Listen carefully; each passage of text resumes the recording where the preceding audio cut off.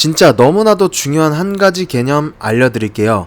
만약 여러분이 저는 그냥 아무 물건이나 입찰하면 돼요.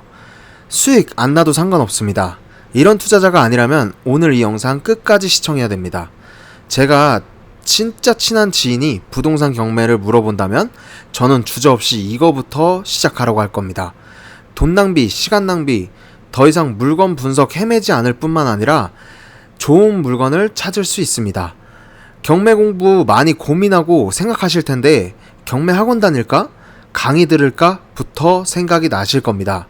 그런데 다른 강의에 비해 목표 달성률이 굉장히 낮습니다.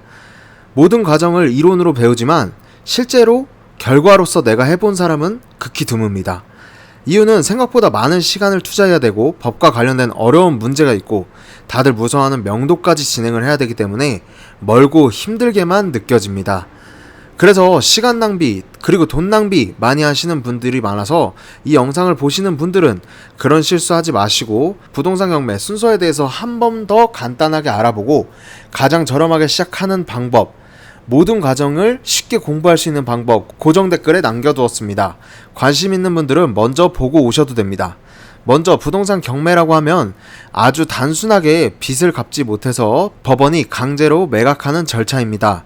보통 가장 흔한 사례는 은행에서 대출을 받았는데 이자를 제때 갚지 못해서 연체가 발생하는 경우입니다. 은행은 계속 독촉하다가 이 채무자가 돈을 갚지 않으면 법원에 이 사람의 집을 팔아서 빚을 회수할 수 있도록 해주세요 라는 경매 신청을 하게 됩니다. 그럼 법원은 신청서를 검토하고 이자 연체 등의 사유로 경매를 진행하자 라는 판단을 하여 임의 경매 개시 결정을 내립니다. 이 결정은 등기부등본에도 기재되기 때문에 우리가 등기를 떼보면 임의 경매 개시 결정이라는 문구가 확인될 수 있습니다. 이게 경매의 출발입니다. 이후 법원은 현황조사와 감정평가를 진행합니다. 현황조사는 누가 살고 있는지, 어떤 상태인지, 임차인과 보증금에 대해서 알아보게 됩니다. 감정평가는 집의 가격을 평가하는 것입니다. 최저 매각 가격 금액이 측정됩니다. 특히 여기서 조심해야 될 게 있습니다. 감정가는 시세와 다를 수 있습니다. 왜냐하면 감정가는 경매가 실제로 진행되기 6개월에서 1년 전에 이루어지는 경우가 대부분입니다. 경우에 따라서 2, 3년 전의 물건도 있습니다. 그렇기 때문에 감정가가 너무 높거나 반대로 시세가 터무니없이 낮거나 하는 경우도 있습니다. 그래서 임장이라고 부르는 현장 방문과 반드시 시세 체크로 현재 시세를 파악해야 됩니다. 경매에 참여할 때 임차인 정보는 매우 중요합니다. 임차인이 배당 요구를 했는지 안 했는지 점유권, 명도, 보증금 반환과 직결되기 때문입니다. 배당 요구를 한 임차인은 경매 대금에서 일정 금액을 돌려받을 수 있고 배당 요구를 안 한 임차인은 보증금 회수가 불확실해집니다.